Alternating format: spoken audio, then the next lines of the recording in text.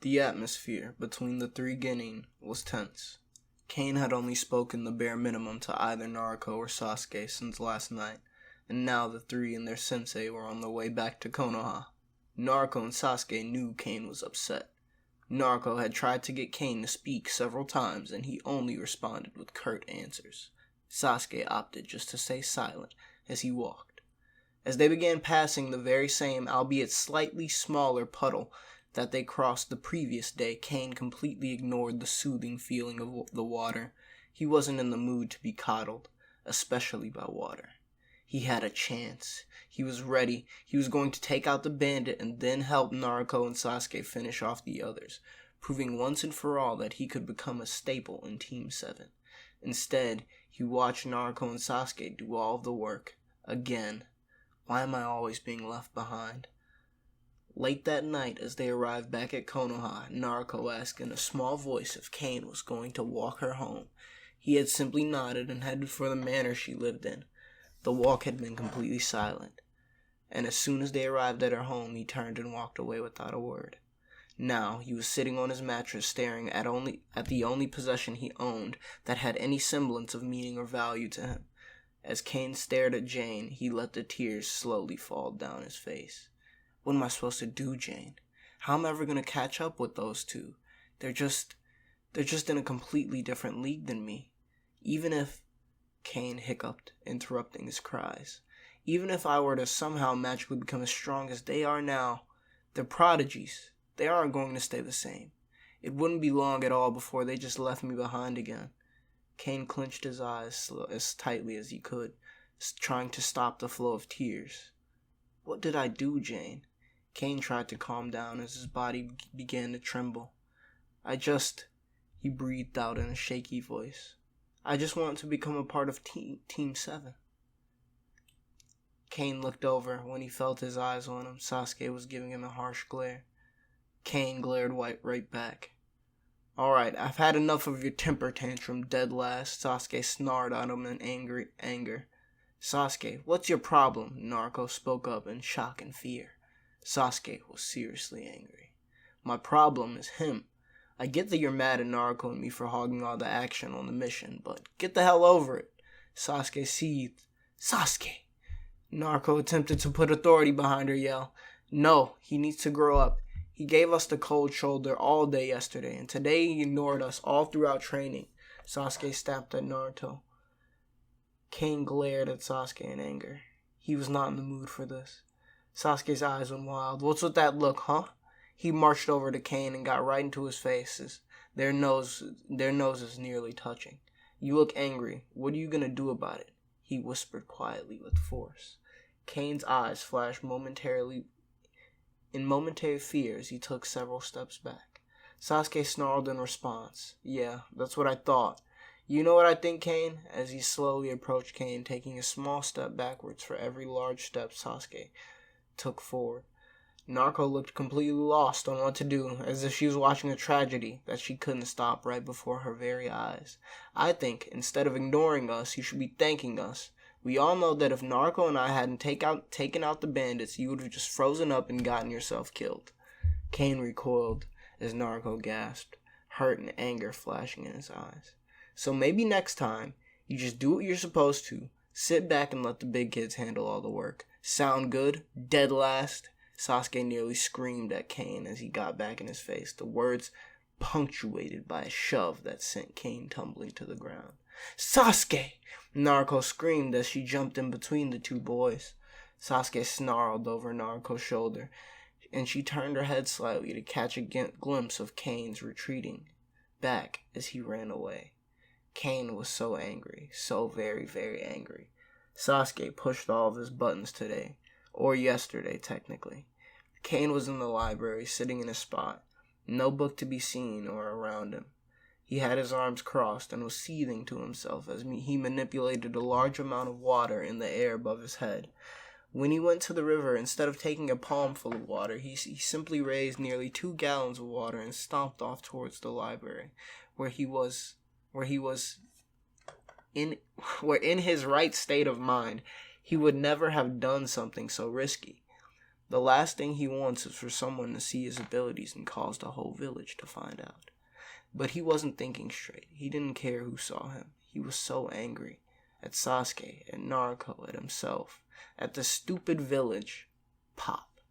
Kane jumped and nearly lost control of the water above his head as the noise startled him. What was that? He gently lowered the water down to eye level so he could get a better view. Nothing out of the ordinary, but he was sure the pop came from the water. His eyes narrowed at the liquid before his face relaxed, and he heaved a huge sigh of exhaustion into the empty building. Great. Just great. What else could Kami throw his way to make things worse for him? As Kane sat there, deep in thought, he glanced up at the water that was once again above his head. I wonder if I could. Kane reached into his kunai pouch and whipped out a kunai. He sliced a fairly shallow cut along his arm, cringing as he did so, and slowly forced the blood out of his body with his ability. After getting a small amount, he stopped and tried to stop the blood from dripping out of the cut, and the blood stopped. Kane blinked in surprise. Well, that was surprisingly easy. Not only that, but his theory had been correct. Kane smiled as the blood he pulled slowly drifted upwards, stopping close to, but not quite touching, the water that he was also controlling. I can control both at the same time. That's pretty sweet. He noticed his chakra was barely even draining. In fact, he was sure he could keep this going for days if it weren't for sleep. So, at the very least, I know I can control a large amount of liquid at a time, or a very small amount of liquid for a long period of time. He stared up curiously at the two floating liquids and watched as the blood and water came together and mixed. His eyes widened as he could feel the difference between the two, the separation. He could tell what parts were blood and what parts were water, and then suddenly he couldn't. His eyebrows rose in shock as he brought the blood water down to eye level once more. He couldn't tell one liquid from the other anymore. Dilution. I can still feel the difference between the two liquids when they combine, but I guess after so much time it becomes too diluted to tell the difference. Kane leaned back in his chair as the slightly infected water once again rose up higher. Yeah, so what? Congrats, Kane. You figured out yet another useless ability on your practically useless bloodline ability, jutsu, whatever. It still didn't help make him any stronger. Kane looked at the liquid in dismay. And I still can't even perform a D-rank water ninjutsu. As Kane approached the bridge, Naruto was already there waiting. So was Sasuke. Naruto tensed up when she spotted him and gave a small sneer at the ground. Kane leaned against his usual spot before sliding down with a plump as he crossed his arms and stared at the ground. The water below the bridge was doing wonders to keep his nerves relaxed, but he was still on high alert. Naruto looked like she wanted to say something as she stared at Kane. She glanced at Sasuke and then back to Kane, before biting her lip and deciding to keep quiet. It was the most awkward Team 7 waiting period since they were first declared a team at the academy. Kakashi, when are you going to teach us some jutsu?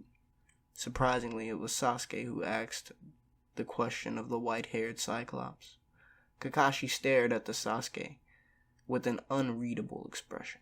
You want to learn some jutsus, huh? Sasuke nodded. You haven't taught me nor Naruto a single jutsu yet. And we've been a team for quite some time.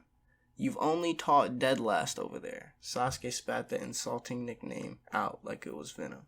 And the only thing you've taught him is the tree climbing exercise. So, same question as before. When are you going to begin teaching us jutsu? Kakashi hummed to himself as he looked towards the sky, as if the answer was written on the clouds. Never. He spoke with finality in his voice. What? Sasuke was shocked. Naruto's eyes were wide as well, but she didn't comment. Normally she would be up in arms at such an answer, Naruto still felt uncomfortable because of Kane and Sasuke being on bad terms. Like I said, never. Explain, Sasuke spoke harshly. Tell me, Sasuke, why should I teach students more challenging lessons when they have yet to even master lesson 1? Kakashi said as he continued to give an unreadable expression. What the hell are you on about? Sasuke snapped back. The 3 of you are brats, Kakashi suddenly snapped without changing facial expressions even slightly. All 3 Genin looked at the man in shock. The whole point of being a team is just that. You guys are a team, and yet the 3 of you don't act like it. Kakashi glared, finally putting emotion to his mood. Naruto, Sasuke. Naruto jumped as Sasuke looked pissed. The 2 of you are so focused on each other and your little rivalry that you completely forget about Kane.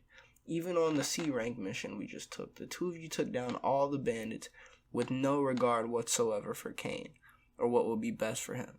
Kane still has no battle experience. 0. And it's because of the 2 of you. Naruto flinched harshly at the reminder as Sasuke looked properly chastised. Kane, Kakashi barked, causing Kane to visibly jump. Don't think you're without fault either. You've been a part of Team 7 for 3 months, Kane, and you haven't opened up in the slightest to either of your teammates about anything, Kakashi stated with a hard look in his eye. Kane grimaced but said nothing, ignoring the confused and curious looks on his teammates sent them. Why should I teach a jutsus to a bunch of brats that, after 3 months, have yet to become a proper team? Kakashi asked with his voice once again devoid of emotion. The 3 Genin looked solemn, each lost in their own thoughts. Kakashi was determined to stand there and wait it out. Several minutes passed, completely in silence. Look, I'm sorry. Sasuke's voice broke the thick silence, eyes locked onto Kane's. Kane's eyes widened in surprise at the unexpected apology. When we took the bell test, Kakashi reprimanded me for looking at you as nothing more than baggage. I tried to change and move past my arrogance, but clearly I haven't done a good enough job. You have my word, from this point forward I'll be a better comrade. Kane was speechless. I'm sorry too, Kane, Naruto chimed in, sorrow filling her voice. Kane turned his attention to her, confused. What was Naruto apologizing for? You and I, Kane, we have a lot of history. Things happen and I've just tried to ignore it and hope it went away. I know now's not the time or place, but I know that I'm sorry. I've always regretted my actions and I wish I could take it all back. Naruto spoke as her eyes glistened with unshed tears. Kane felt a lump in his throat as he looked at the 2. I'm sorry. Too, Kane stuttered out, not used to apologizing to anyone for anything. He could say sorry, but he never really meant it. He almost always said it as a way to diffuse the situation, nothing more. This apology was different. I don't talk to either of you about anything anytime I have a problem. I just bottle it up and don't say anything. I'm not used to this, being a part of something, being on a team. It's new to me. Kane took a deep breath. I don't really know what to do, Kane admitted with a shaky breath. The tears in Naruto's eyes spilled over, and here come the waterworks, Kakashi thought to himself. Naruto launched herself at Kane, hugged him tightly. Kane hesitated, but eventually built up enough courage to hug her back. Naruto suddenly launched away from him, while still holding on with one arm, and wrenched Sasuke into the hug too. Kakashi's eyes smiled at what he was witnessing. From now on, we'll be a real team, Naruto wailed, as tears kept pouring out. Kane couldn't take it anymore. He began crying too, struggling to hold in his sobs, and occasionally one was let free. Sasuke just sighed. You 2 are idiots, but Sasuke tightened himself even deeper into the hug. After several more minutes of this, the 3 slowly broke apart, both Kane and Naruto rubbing their eyes. Well, that was touching, Kakashi said with a wry smile. Naruto let out a strangled but joyful laugh. She smiled. I'm glad to see we got this settled. So, are the 3 of you ready to become Team 7? Kakashi asked with amusement and happiness in his lone eye. You're damn right. Tate bayo. Naruto cheered as she fist-pumped into the sky. Sasuke nodded as he said, "We're ready."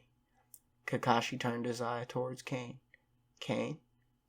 Kane rubbed his eyes one last time, and then he nodded. "Good. Well done. I know just what to do next," Kakashi said with an eye smile. All three ninja looked towards him for guidance. "I've recommended Team 7 for the Chunin exams." Alright, thanks for listening. It's another story. Chapter 13, end of Chapter 13. Bloodbag by Traydox. Like and subscribe. There'll be more for sure. I'll see you guys in the next one.